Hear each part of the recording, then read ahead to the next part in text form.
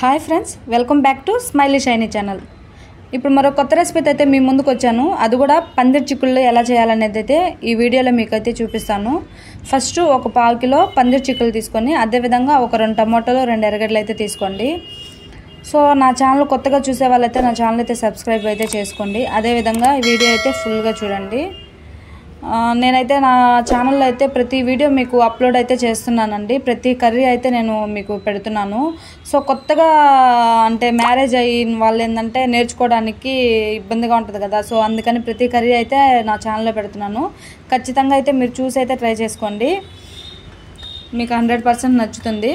అదేవిధంగా అయితే మనం పందిరి చిక్కుళ్ళు అయితే నీట్గా అయితే ఇట్లా చేసుకొని మనం నీట్గా కడిగేసి ఒక దబ్బర్లో పెట్టేసుకోవాలండి. ఇట్లా పెట్టుకొని మనం వాటర్ ఇలా పోసుకోవాలి.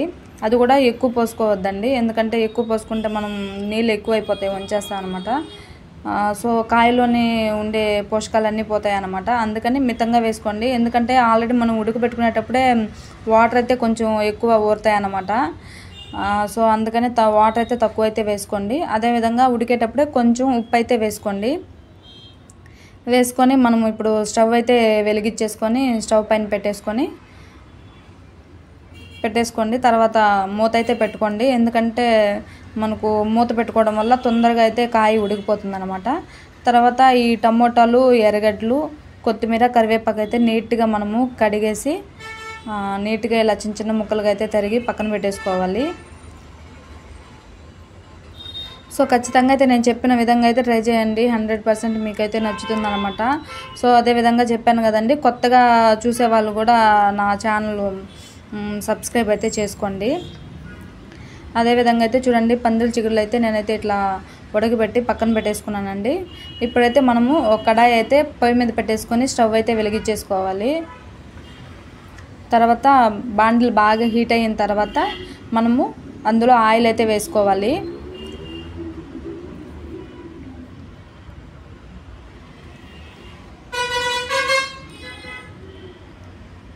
ఆయిల్ అయితే బాగా హీట్ అయిన తర్వాత పోపు దినుసులు వేసుకోవాలి. పోపు దినుసులు అంటే మనం తాలింపు గింజలు అంటారు కదా, అవండి.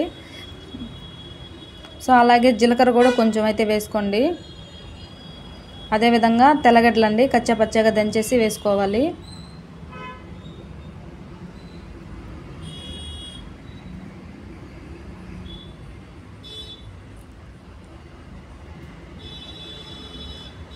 సో తెల్లగడ్డలు వేగిన తర్వాత ఎర్రగడ్డలు అయితే వేసేసుకోవాలి.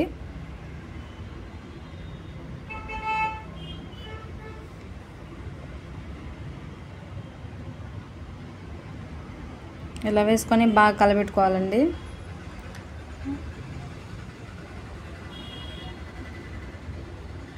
చూడండి, ఆల్రెడీ మనకు సగం ఉడికినట్టుంది ఆ ఎర్రగడ్డలు.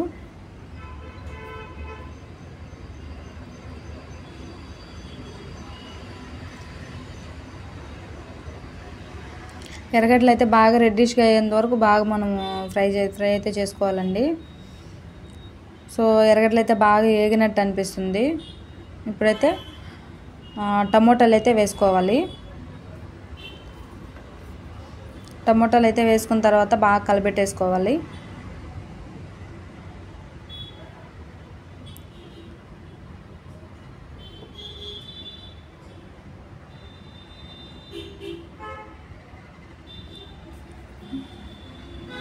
టమోటాలు కూడా కొంచెం మనకు వాడినట్టు అనిపించిన తర్వాత అండి మనము కొంచెం సాల్ట్ వేసుకోవాలి. అంటే తక్కువే చూసి వేసుకోండి, ఎందుకంటే ఆల్రెడీ మనము కాయలు ఉడకబెట్టుకునేటప్పుడు అందులో వేసాం కదా. సో అందుకని తక్కువే అయితే వేసుకోండి.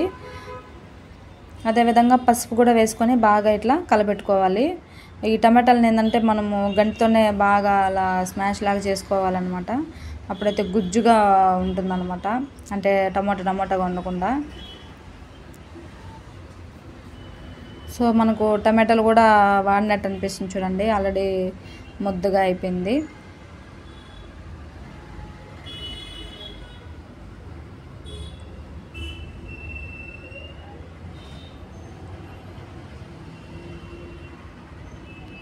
సో ఇప్పుడైతే కారం అయితే యాడ్ చేసుకోవాలండి. కారం అయితే ఎక్కువ తినే వాళ్ళైతే ఎక్కువ వేసుకోండి, తక్కువ తినేవాళ్ళు కొంచెం తక్కువ అయితే వేసుకోండి. నేనైతే చిన్న స్పూన్ కాబట్టి ఆ స్పూన్తో అయితే 4 స్పూన్లు వేస్తానండి కారము. తర్వాత ఇది ధనియాల పౌడర్ అండి. ఈ ధనియాల పొడి ఏంటంటే మనకు ఏ కూర అయినా సరే ఆల్రెడీ నేను చాలా వీడియోలో చెప్పాను, మళ్ళీ ఇప్పుడు కూడా చెప్తున్నాను. ధనియాల పొడి వేసుకోవడం వల్ల ఏంటంటే టేస్ట్గా అయితే ఉంటుంది, అదేవిధంగా కూర కూడా మనకు చిక్కదనం వస్తుంది అనమాట. అందువల్ల ధనియాల పొడి అనేది వేసుకుంటారు. సో ఇలా వేసేసుకొని కలపెట్టుకోవాలి. సో అదేవిధంగా మనము పందిరి చిక్కుడు ఉడకబెట్టుకున్నాం కదా, సో ఆ కాయ ఎత్తి ఇందులో వేసేసుకోవాలండి. ఈ గింజలు అయితే బాగుంటుందండి, పందిరి చిక్కుడుకాయలు అయితే గింజలు ఫ్రెష్గా ఉన్నాయి పందిరి చిక్కుళ్ళు కూడా, అందుకనే తీసుకున్నానండి నేను. సో ఇలా వేసేసి బాగా కలపెట్టుకొని కొంచెం వాటర్ వేసుకోండి, ఎందుకంటే కొంచెం ఉడకబెట్టుకోవాలి కదా, అంటే కారం వేసాం కాబట్టి ఉడకబెట్టుకోవాలన్నమాట. అందుకని అంటే మళ్ళీ పచ్చి వాసనగా ఉంటుంది అనమాట కారము, అందుకని కొంచెం అయితే వాటర్ అయితే వేసుకొని మనము బాగా చిక్కగా అంటే ముద్దగా వచ్చేదాకా ఉడకబెట్టుకోవాలన్నమాట.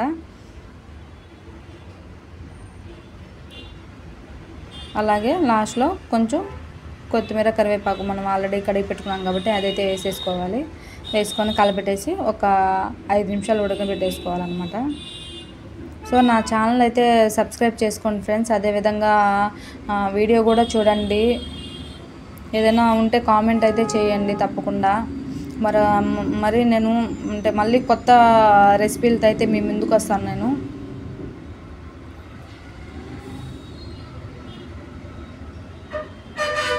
సో మనకు వేడి వేడి పందిరి చిక్కులు కర్రీ అయితే రెడీ అయిపోయింది.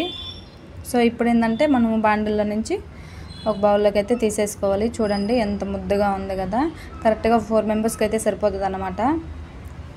సో మీరు కూడా ఖచ్చితంగా ఒకసారి అయితే ట్రై చేయండి. ట్రై చేసి కామెంట్ అయితే చేయండి, బాగుందనో బాగాలేదనో ఏదో ఒకటైతే.